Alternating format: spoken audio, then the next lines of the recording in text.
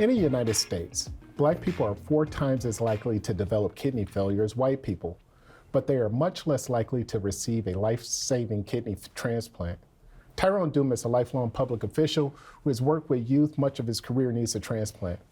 Dumas joins us along with nephrologist Dr. Lisa Rich. Thanks for joining us on this critical issue. So I want to start with you, Tyrone. How long have you been on the kidney donation list, and can you tell me what you needed to do to qualify for this list?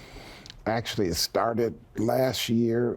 I got on dialysis in November of 22, and then it took and then my friend, Judge Mosley, said, you ought to go ahead and try to get on a list, and he suggested Freighted. So I started in their process in November of 22. And in a year, I had multiple tests for lots of things, and now I'm also getting on the list at UW-Madison. So it's been about a year of many tests and processes to make sure my body not only could handle it, and that I was fit for a transplant. Dr. Rich, why are African Americans more prone for kidney failure, and what can be done to address this? Well, it's a great question, and something we struggle with on a daily basis. So the causes of kidney failure in this country are primarily diabetes and high blood pressure. About 2/3 of the patients have diabetes, and about half have high blood pressure because many have both. The incidence of both diabetes and high blood pressure is higher in the African American population. And I think one of the more significant issues is lack of access to health care. So when patients don't treat the diabetes adequately, when the blood pressure is not well controlled, then the kidney function goes downhill. So that's why there's more kidney failure, but it doesn't wholly address the question of why the rate of transplantation is lower. There's a lot of issues that are involved in that. One is skepticism in the African American population, where there's a very low donation rate. If we look at, for example, UW-Madison versus Freighted, UW-Madison did about 300 transplants last year, and Freighted did about 100. 8 of that 100 were living donors, whereas in Madison, 100 of the 300 were living donors. And so patients who are on the list in the areas that Freighted and Aurora's transplant program feed into, the counties sort of surrounding Milwaukee, which have a higher population of African American patients and population, has a very low rate of living donation.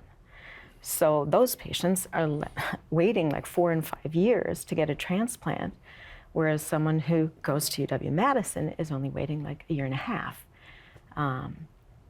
Overall, there's like 1,200 people waiting for a transplant.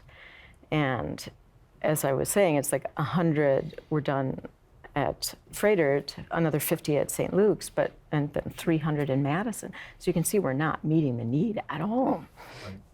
So a big part of it is people need to sign their donor card. And that's another portion, I think, that is underrepresented in the African American community. People don't sign their donor card.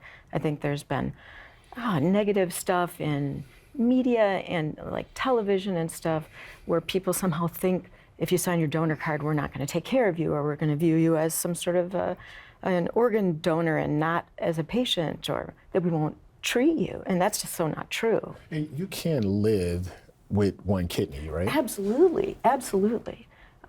So a living donor is the best path for many people to get a kidney. So Tyrone, how has dialysis impacted your life? What's the process? Well, I get it. I'm on a Monday, Wednesday, Friday schedule, and I'm in the chair for 3.5 hours. But you got to count that I got to get there 15 minutes before, and also after the needles are removed, then my blood has to clot and stop. And so sometimes I'm really about 4 hours in or more, depending on how that day going. So now I have to arrange my day around that. And then I have to try to make sure that I get some kind of rest and exercise in, because when you finish, you're drained. I'm drained, and it takes me a while to rejuvenate my body and rejuvenate my spirit. And I think what always makes it good for me is I still have hope and I still have optimism. But I can see where you could lose it, because you got to find a way in 3.5 to 4 hours to keep yourself active, keep your mind active, and not to think negative thoughts, and to try to work your way through it. And that's 3 days a week. And so, and now you're limited to what you can do, how you travel, all of the things you do. And there's multiple ways you can do it. You can do it yourself at home. You don't have to always go into a center to do it. I chose to go into a center. I'm not doing it at home. I think that's called a certain kind of dialysis. Peritoneal dialysis. Yeah. So I decided I would go into the center my 3 days a week rather than have equipment and supplies in my house and do it myself at home. Okay. Dr. Rich, real quick, we're running out of time, but can you tell me what are the signs people should look for if there's may suspect that they may have kidney failure? That's an excellent question. One of the big barriers to identifying kidney disease is that there's no symptoms until it's very, very late. Literally 90% of your kidney function is gone before you have any symptoms. So many times I've had patients saying, I don't believe I have kidney disease because my urine looks fine. I'm making urine. Well, you can have failing kidneys and still make urine. So the signs, which are very late, are things like, as the waste builds up, nausea, lack of appetite, weight loss, shortness of breath as fluid weight builds up, and weakness, cramps in the muscles, twitching muscles, all of which are very not specific to kidney disease. And many people have kidney failure and never see any change in how much urine, what the urine looks like. So really, we have to identify that with a blood test and urine tests, for microscopic measurements.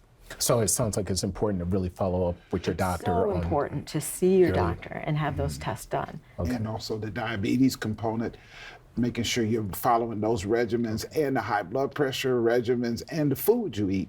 I had to change my diet. I had to meet with the doctor and a nutritionist and say, you got to stay away from processed food and many different things that I took for granted. Thank you. Thank you. I appreciate it. You're welcome.